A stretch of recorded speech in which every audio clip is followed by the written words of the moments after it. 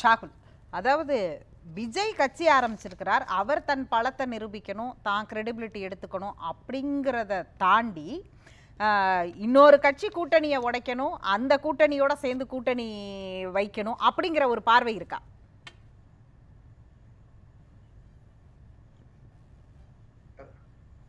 வணக்கம்.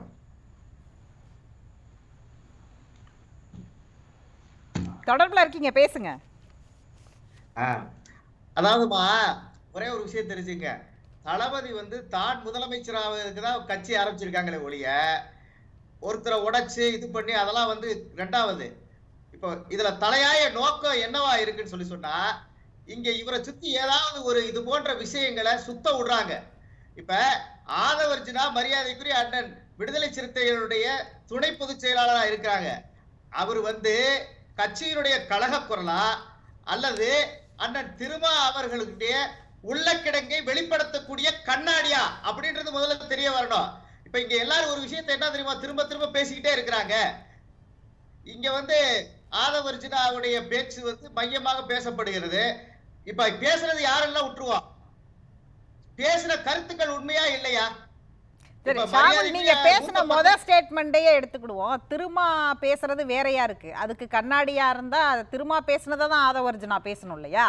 ஆனா ஆதவர்ஜுனா பேசுறதெல்லாம் நீங்க தாவேகாவினர் அல்லது தாவேகாவுக்கு ஆதரவா பேசக்கூடியவர்கள் ஆதரிக்கிறீங்க. அப்ப அவர் விஜயுடைய கண்ணாடியா இருக்கிறாரான்னு ஒரு கேள்வி வராதா? திருமா கண்ணாடியா இருந்தா இப்படி பேச மாட்டாரு. இல்ல நீங்க இப்படி பாருங்க, ஏன்னா நீங்க ஒரு மூத்த பத்திரிகையாளர், ஈஸியா புரிஞ்சுக்குவீங்க. ஒண்ணுமில்ல, மரியாதைக்குரிய அண்ணன் வன்னியரசு அவர்கள் ஒரு துணை பொதுச் செயலாளர். அண்ணன் வன்னியரசு ஒரு ஸ்டேட்மெண்ட் சொல்றாரு, பகவத்கீதையும் அம்பேத்கருடைய சட்ட புத்தகத்தையும் வச்சிருக்காங்க, சமரச பாயாசம் உள்ளவர்கள்ட்ட நாங்க எப்படி மேடையை பகிர்ந்து கொள்ள முடியும் பேசுறாரு. இந்த கேள்வி அப்படியே தூக்கிட்டு போய் அண்ணன் திருமாவளவன்ட்ட வைக்கப்படுது. அண்ணன் திருமாவளவன்ட்ட வைக்கப்படும் பொழுது அண்ணன் அதுக்கு என்ன தெரியுமா பதில் சொல்றாரு, அது அவருடைய தனிப்பட்ட கருத்துங்கிறாரு. அதே போல ஆதவர்ஜுனா அவர்களுடைய கேள்வியை எடுத்துக்கொண்டு போய் அண்ணன் திருமாவளவன் வைக்கப்படுகின்றது, அது அவருடைய தனிப்பட்ட கருத்துங்கிறாரு. இதை தாண்டி அண்ணன் திருமாசேரி இவர் ஒரு கருத்தை சொல்லுவான்னு கேட்டா அந்த கருத்து என்பது சுத்தி வளைச்சு சுற்றி இருக்கிறது. என்ன சொல்றாருன்னா, எங்களுக்கு விஜய் அவர்களோடு முரண் இல்லை, இந்த விழாவில் செல்லாதது எனக்கும் வருத்தம் தான், ஆனால் என் மீது வேறு சாயம் பூச என்னை மையமாக வைத்து அரசியல் பண்ண நினைக்கிறார்கள். இப்படியெல்லாம் சுத்தி வளைச்சு பேசுறாரு ஒழிய உடைத்து பேசவில்லை. ஒரு நிமிஷம் இருங்க, அதாவது நேத்து இரவு இந்த விழாவுக்கு பிறகு அவர் பேசினது இருக்குல்ல, அவர் உடைச்சு பேசிட்டாரு. விஜய் பேசினதுல எனக்கு உடன்பாடே இல்லைன்ட்டாரு. நீங்க கேட்ட என் கருத்து எங்க கருத்து இல்லைன்னு சொன்னது எல்லாமே அவர் அந்த மேடையில விசிகாவோட பிரதிநிதியா கலந்துக்கலங்கிறதுக்கான உதாரணமா தான் சொன்னாரே தவிர, அதுலயும் இன்றைக்கு அவர்களுடைய கட்சியில இருக்கக்கூடிய மற்ற நிர்வாகிகள் வைக்கக்கூடிய கருத்தானது இதற்கு எங்களுக்கு உடன்பாடு இல்லை. விசிகா ஆலூர் ஷானவாஸ் ரொம்ப ஓப்பனா சொல்றாரு, விசிகா இந்த 30 வருடங்கள்ல எவ்வளவு கஷ்டப்பட்டு இந்த இடத்துக்கு வந்திருக்கு, எங்களை கூட்டணியிலேயே சேர்த்துக்க மாட்டேன்னு இருந்த காலகட்டம் போய் இந்த 7 வருஷமா தான் எங்களுக்கு ஒரு கம்ஃபர்டபுளா ஒரு கூட்டணி கிடைச்சிருக்குது, அதை குறிவைக்கிறார்கள் அப்படின்றாரு. சரி, மதுவிலக்கு மாநாடு தளபதி விஜய் சொல்லி அறிவிச்சாரு, ஆட்சியில் பங்கு அதிகாரத்தில் பங்குன்னு அறிவிச்சது யாரு? இப்ப நாங்க தளபதி மாநாட்டில் அறிவிக்கிறதுக்கு முன்னாடியே மதுவிலக்கு மாநாடு யார் சொல்லி அறிவிச்சாங்க? அப்ப எத்தனை முரணான வாத பிரதிவாதங்கள் எழுது. இங்க பாருங்க, இது ஒரு நிகழ்வாக நீங்க பார்க்கிறீங்க. அண்ணன் திருமாவளவன் என்ன இப்ப கட்சிக்குள்ள ஒரு முட்டுதல் மோதுதல் இருக்கா இல்லையா? இப்ப வேங்கைவயல் பிரச்சனையாக இருக்கட்டும், அல்லது தலித்துக்கள ஒரு பஞ்சாயத்து தலைவி அவங்க ஆசனத்துல உட்கார முடியாம மண்டிடுறாங்க, இப்படி பல்வேறு பிரச்சனைகள் அவர் கவனத்துக்கு போகுது. எல்லா பிரச்சனைகளும் நம்ம கையறு நிலையில இருக்கிறவே அப்படின்ற ஒரு சூழல் அண்ணன் திருமாவுக்கு இருக்கா இல்லையா? இதை தாண்டி இப்ப ஆட்சி அதிகாரத்தை பகிரக்கூடிய அண்ணன் ஆலூர் ஷானவாஸ் போன்றவர்கள், சிந்தனை செல்வன் போன்றவர்கள், இன்றைக்கு ரவிக்குமார் போன்றவர்கள் வேண்டுமானால் ஆதரித்து பேசலாம். ஏன்னா அவங்களுக்கு இன்னும் எம்எல்ஏக்கள் நான் ஒரு வருஷம் இருக்குங்கிறதுக்காக பேசுறாங்கன்னு வாதத்திற்கே எடுத்துக்கொண்டாலும் விசிகா தாவேகாவுடன் வருகிறது. திருமாவளவன் முதலமைச்சராகி விடுவாரா, ஆதவர்ஜுனா துணை முதல்வராகி விடுவாரா, அப்பனா விஜய் எந்த இடத்துல இருப்பாரு, இவங்க எல்லாம் சட்டமன்ற உறுப்பினர்கள் ஆகி விடுவார்களா, நீங்க சொன்ன 200 டார்கெட் இல்ல வந்துருவீங்களா அதெல்லாம் அப்படின்னு ஒரு கேள்வி இருக்குல்ல. ஆமா, இங்க பாருங்க, அரசியலுக்கு மாத்திரம் எல்லாமே சாத்தியம். ஓர் இரவுல சூழல் மாறியதை பார்த்திருப்பார்கள். அதே போல இந்த நிர்ணயிக்கப்பட்ட வாக்கு வங்கி இதெல்லாம் முதல்ல சென்னை மாகாணமாக இருந்த பொழுது வந்து இஸ்லாமியத்தை சேர்ந்த கண்ணியமிகு காயிதே மில்லத் அவர்கள் 28% வாக்குகளை எடுத்தாரு முஸ்லீம் லீக் கட்சி. அதை இப்ப கிளைம் பண்ண முடியுமா? கழுதை தேய்ந்து கட்டமான கதையாக இன்னைக்கு லீக் போயிடலையா? அதனால இங்க வந்து இன்டாக்ட் இந்த இம்பாக்டா இருக்கக்கூடிய கூட்டணி மிக இப்ப அண்ணன் சியாம் அந்தந்த கட்சிக்குன்னு ஒரு நம்பிக்கைக்குரியவர்கள் இருக்கிறாங்க, அந்தந்த கட்சிக்கு இருக்கிறாங்க. அந்த கட்சிக்கு இப்படியான ஒரு உதாரணத்தை சொல்லிதான் அவங்க கீழே போயிட்டாங்கன்னு சொல்லணும்னு அவசியம் இல்லை. அந்த ஒரு பழமொழியை இங்க பயன்படுத்த வேண்டாம் ஒரு பொது மேடையில. இன்னைக்கு தாவேகா சாங்கா இருக்கானா, நீங்க ஃபர்ஸ்ட் டைம் வரீங்க, அப்போ நீங்க உங்களை ப்ரூஃப் பண்றது தானே இங்க பிரதானமா இருக்கணும். இன்னொரு கட்சிக்கு கூட்டணிக்கு ஓப்பனிங் கேட்ட பண்ணிட்டே வர்றதுங்கிறது வந்து உங்க கட்சியுடைய ஸ்ட்ரென்த்தை எப்படி ப்ரூஃப் பண்ணுவீங்க அப்ப அப்படின்னு ஒரு கேள்வி வராதா விஜய் கட்சியை நோக்கி? இங்க பாருங்க, புரட்சி தலைவர் அவர்கள் இயக்கம் ஆரம்பிக்கும் போது ஒரு கொள்கையை வைத்தார், ஏழையின் சிரிப்பில் இறைவனை காண்பான் என்பதை போல இங்கே இருக்கக்கூடிய இந்த கட்சியினுடைய தலைமை என்பது இங்கே உள்ளக்கூடிய உறுப்பினர்களுடைய ஒட்டுமொத்த முடிவின்படி நான் தலைவராக இருப்பேன் என்கின்ற ஒரு முடிவு. அதை போல கட்சியினுடைய அடிநாதத்திலேயே தளபதி அவர்கள் என்ன சொல்ல வரார்னா, எந்த காலத்திலும் எப்படி ஒரு சூழ்நிலையில் மிக பெரும்பான்மை பெற்றாலும் கூட ஆட்சியிலும் பங்கு அதிகாரத்திலும் பங்கு என்கின்ற நிலையை நாங்க எடுப்போம். நீங்க இதனுடைய ஒரு பார்ட்டை பார்த்திருக்கீங்க, அடுத்த பார்ட்டு பார்ப்பீர்கள். அதுதான் இப்போதைக்கு அவ்வளவுதான் சொல்ல முடியும். இதனுடைய நீட்சி இருக்கிறது. அதாவது ஆட்சியிலும் அதிகாரத்திலும் பங்கு என்பது அரசியல் கட்சியை தாண்டியும் இருக்கிறது. இந்த ஆட்சி அதிகாரங்களை நுகராத எத்தனையோ இயக்கங்கள் இருக்கின்றன.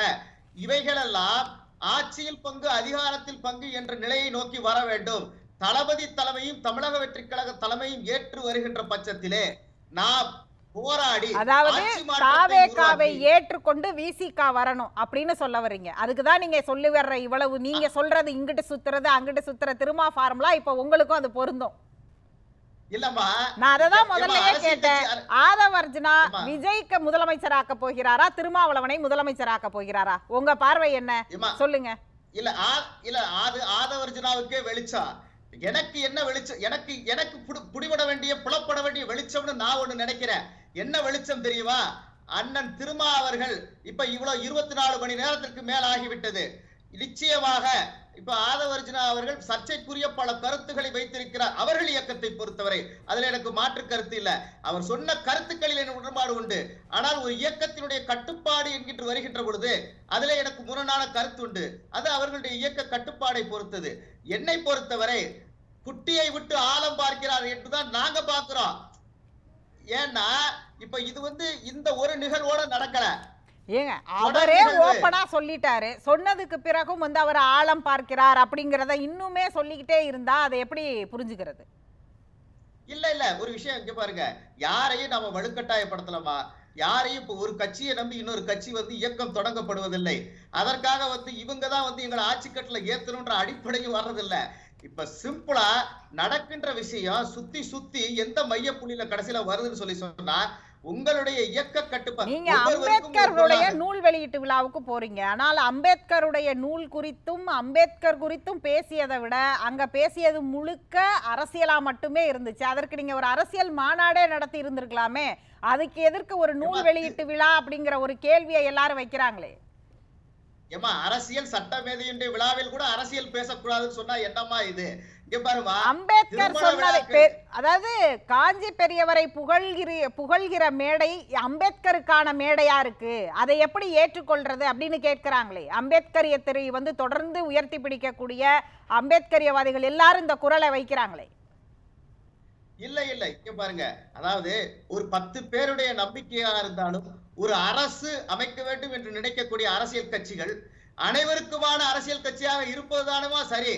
அப்படி என்றால் இங்கே முருகபுராணம் பாடிக்கொண்டு நாம காவடி ஏந்திக்கிட்டே போய் நிக்கிறவே அது சரியா அப்படின்றது இருக்கு இல்லையா?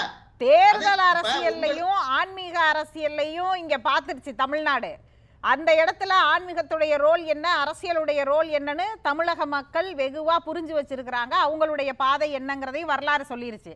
ஆனா அம்பேத்கர் மேடையில அம்பேத்கருக்கு முரணான கருத்துக்களை முன்வைக்கிறது அப்படிங்கிறது தான் விமர்சனத்துக்கு நேற்றைக்கு ஆளாகி இருக்கு. ஆமா, அம்பேத்கர் அவர்கள்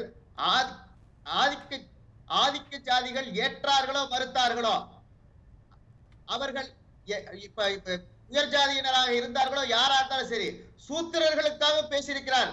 சத்திரியர்களுக்காக பேசி இருக்கிறார். உயர்ஜாதி பெண்கள் ஒடுக்கப்பட்ட போதும் பேசி இருக்கிறார்.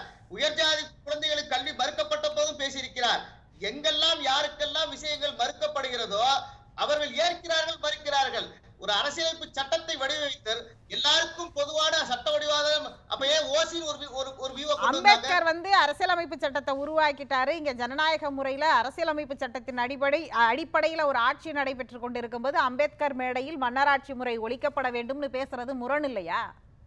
இங்க எங்க மன்னராட்சி இருக்கு? என்ன இல்லம்மா, எனக்கு தெரியல. இப்ப அண்ணன் சியாம் அவர்கள் இது மக்களாட்சி தான் என்று சொல்கிறார்.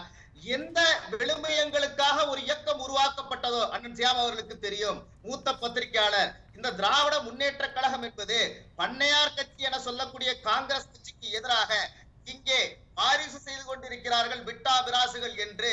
நாங்கள் சாமானியர்கள் அரசியல் அதிகாரத்தை தீர்மானிக்க வேண்டும் என்று இந்த இயக்கம் உருவாக்கப்பட்டதா இல்லையா? சாவுல மீது ஒரு சாமானியனுமா, சட்டம் படித்தவன், அரசியல் வருகிறேன், அரசியல்ல உயரிய பதவியை அடைய நினைக்கின்றேன், எனக்கு வம்சாவளியும் நான் ஒரு அரசியல்வாதி பிள்ளையாகவும் நீங்க சொல்ற வாரிசு அரசியல் எந்த கட்சியில இல்ல? நீங்க வாரிசு அரசியலை எதுக்கிறதுக்காக ஒரு கட்சி தொடங்கி அதையும் ஆதரவு பேசி இருக்கிறாருங்க. மோடி எடுத்த 2 புள்ளிகள் அப்படின்னு சொல்லி அவர் குறிப்பிடக்கூடியது ஊழல் ஒழிப்பு, வாரிசு அரசியல். அந்த வாரிசு அரசியல் எந்த கட்சியில இல்ல. இத மக்கள் நிராகரிச்சுட்டாங்களா என்ன? இந்த வாரிசு அரசியல் தேர்தல்ல தீர்மானிக்கக்கூடிய சக்தியா எங்கேயாவது இருந்திருக்குதா?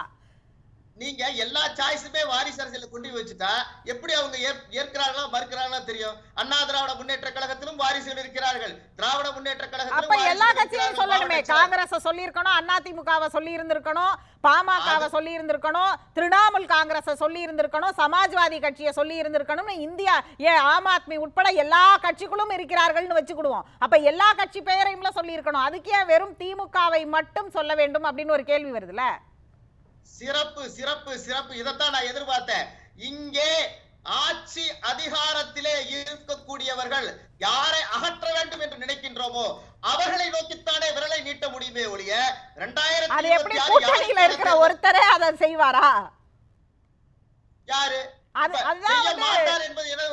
நாடாளுமன்ற உறுப்பினர் விசிகாவுடைய நாடாளுமன்ற உறுப்பினர் ரவிக்குமார் கேட்கிறார் இல்லையா, திமுக கூட்டணியை உடைக்கிறதுக்காகவே ஒரு கட்சி தொடங்கி இருக்கிறாங்க, அந்த கட்சியுடைய நூல் வெளியீட்டு விழா நடத்துறதே இந்த கூட்டணியை உடைக்கிறதுக்காக அப்படின்னு ஒண்ணு சொல்லி இருக்கிறார் இல்லையா? இதுக்காக மட்டுமே செய்த மாதிரி இருக்குது. நீங்க வாரிசு அரசியலை எடுத்தீங்கன்னா இந்தியா முழுவதும் அப்ப பாஜக ஆட்சியில இல்லையா? நீங்க சொல்ற மாதிரி ஆட்சி அதிகாரத்திலிருந்து அகற்ற வேண்டும்னா அங்க இருக்கக்கூடிய அத்தனை அமைச்சர்களும் வாரிசு அரசியலுக்கு உட்பட்டவங்க தானே. எங்களுக்கு கொள்கை எதிரிமா எழுதி வச்சுக்கோங்க, குறிச்சு வச்சுக்கோங்க. கொள்கையிலே எங்களுக்கு என்றளவும் எல்லளவும் எல்முனை அளவு கூட சமரசம் கிடையாது. பாஜகவோடு எங்களுக்கு எந்த சமரசம் கிடையாது, ஒட்டும் இல்லை, உறவும் இல்லை. நீங்க பார்க்கத்தான் போறீங்க. பார்ப்போம். அதாவது ஸ்டார் கண்டிஷன் சப்ளை மாதிரி அந்த ஒரு வார்த்தையை சொல்லிட்டு மற்ற எல்லாத்துக்கும் வந்து மற்ற நீங்க சொல்ற வாரிசு அரசியல் இருக்கான்னு கேட்டா உடனே ஸ்டார் கண்டிஷன் சப்ளை மாதிரி இதை சொல்லிடுறீங்க. எங்களுக்கு அவர்களோட ஒட்டும் இல்லை, உறவும் இல்லை, மதச்சார்பின்மை, சமூக நீதி அப்படின்னு பேசுறீங்க. ஆனால் இதற்கு என்ன வாதம்? இந்த அளவுகோல் என்னங்க? ஒரு கட்சியில மட்டும்தான் வாரிசு அரசியல் இருக்கா? எல்லா கட்சியிலையும் தானே வாரிசு அரசியல் இருக்குன்னு கேட்டோம்னா இந்த ஸ்டார் கண்டிஷன் சப்ளையை கொண்டு வந்தா இருக்கிறது. அம்மா இருக்கிறது. ஒரு மூத்த பத்திரிகையாளர் உங்கள் கருத்தை நான் ஏற்கிறேன். இருக்கிறது, நீங்கள் சொல்வது சரிதான். ஆனால் 2026 தேர்தல் என்பது எதற்கான தேர்தல்? தமிழகத்தினுடைய ஆட்சி அதிகாரத்தை நிர்ணயிக்கக்கூடிய தேர்தல். கொள்கை கோட்பாடுங்கிறது ஒட்டுமொத்தமா தான் இருக்க முடியுமே தவிர தேர்தலுக்கு தேர்தல், மாநிலத்துக்கு மாநிலம் ஒரு கட்சி, அதுவும் புதியதாக ஒரு கட்சி அறிவிக்கப்பட்டு தன்னுடைய கட்சியுடைய கொள்கை கோட்பாட்டை அறிவிக்கும் போது நாங்க 2026 தேர்தலுக்கு இதை சொல்றோம், அடுத்த தேர்தலுக்கு வேற எந்த கட்சி நிக்குதோ அந்த கட்சிக்கு எதிராக நாங்க ஒரு கொள்கை கோட்பாடை சொல்லுவோங்கிறது என்ன மாதிரி லாஜிக் அது?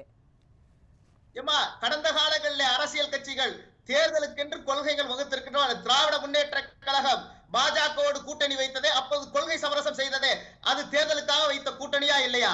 3 நாளில் கட்சி அமைத்து 30 நாளில் ஆட்சி வைத்த மூப்பனார் அவர்கள், ஐயா மூப்பனார் அவர்கள், தமிழ் மாநில காங்கிரஸ் என்ன சமரசம் செய்து கொண்டு வந்தது? காலையில வந்து ஐயா வைகோ அவர்கள் வாரிசு அரசியல் இல்லல்ல இன்னைக்கு இருக்குதே. ஐயா ஜி.கே. வாசன் இருக்காரு, அந்த மெஷர்மென்ட் அங்க பொருந்தாது. எல்லாருக்கும் பொருந்துமா? நாம பேசுறதுல கவனம் செலுத்துறீங்க. சரி, நீங்க சொல்ல வரத நான் புரிஞ்சுக்கிறேன், பேசலாம். ஷாகுல், எக்ஸ் தளத்துடைய ரிசல்ட் உங்க நிறைவு கருத்து? அதாவது இது எதுவுமே இல்ல, அதான் உண்மை. அதாவது ஆதவர்ஜினா வந்து தாவேக்கால இடைவதும் இல்ல, நாம வந்து அண்ணன் திருமாவர்கள் கூட்டணியில நாம இழுக்கணுன்ற நோக்கமும் இல்ல, மற்ற எந்த நோக்கங்களும் இல்ல. இது நோக்கங்கள் கற்பிக்கப்படுகின்றது. ஒரு நெறியாளரா உங்களுக்கு தெரியும், எத்தனையோ இயக்கங்கள் தமிழ்நாட்டில் தோன்றி இருக்கலாம். இந்த ஒரு இயக்கம் தோன்றிய பிறகுதான் அனைத்து ஊடகங்களும் பத்திரிகைகளும் பொதுமக்களும் சுற்றி சுழல்கிறார்கள். அப்ப இந்த இயக்கம் ஏற்படுத்தி இம்பாக்ட் என்னன்றத புரிஞ்சுக்கணும். இவ்வளவு நாளா நீங்க முக்கிய ஊடகத்தை பார்க்கலன்னு அர்த்தம். இல்ல இல்ல, எந்த குறைந்தபட்சம் இயக்கங்களுக்கு 2017க்கு பிறகாவது பார்த்திருக்கணும். இல்ல, இப்ப அண்ணன் மரியாதைக்குரிய ஐயா தமிழ் மாநில காங்கிரஸ் காலத்துல இவ்வளவு பெரிய வீச்சு கிடையாது. 96 தேர்தல்ல நான் பார்த்துக்கிட்டு தான் இருக்கிறேன். நீங்க ஐயா கேப்டன் அவர்கள் இயக்கம் ஆரம்பித்த போது கூட இத்தனை விவாதங்கள் கேப்டன் அவர்களை சுற்றி சொல்றது கிடையாது. ஆனால் தளபதி அவர்களுடைய இயக்கத்துக்கு இத்தனை பழுத்த மரம் தான் கல்லடிபடும் என்கின்ற சூழல் உருவாயிரு. இன்னொன்னு, அது ரைட்டு, விதை எப்படி போட்டது, யாரு போட்டதுன்னு தான் முக்கியம். அதாவது கமல் 2.0வா அல்லது புரட்சி தலைவர் எம்ஜிஆர் 2.0வா என்டிஆர் 2.0வா என்பது புரியும். பலம் நிரூபிக்கார்கள் சொன்னாங்கல்ல, ஒரு விஷயத்தை மட்டும் புரிஞ்சுக்கணும், பலம் நிரூபிக்காதவன் தான் மிகப்பெரிய பலசாலி. அவன் எந்த யுகத்தை வகுக்க போகிறான், எப்படி சந்திக்க போகிறான் என்பதை காலம் இன்னும் இவ்வளவு பெரிய நீண்ட நெடும் காலத்திலே நிச்சயமாக இதே அரங்கத்தை நான் உங்களோடு நேரில் வந்து பேசுவேன். நீங்களும் சொல்வீர்கள், இப்படிப்பட்ட அரசியல் சூழல் மாற்றங்கள் எல்லாம் தமிழகத்தில் நிகழுமா என்கின்ற ஒரு சூழல் ஏற்படும். இந்த நாளை குறித்து வைத்துக் கொள்ளுங்கள், நினைவு வைத்துக் கொள்ளுங்கள். நன்றி. இந்த தமிழகத்திலே மிகப்பெரிய மாற்றங்கள் நிகழும். தளபதி தலைமையில 2026 ஆட்சி மாற்றம் உறுதி. நன்றி.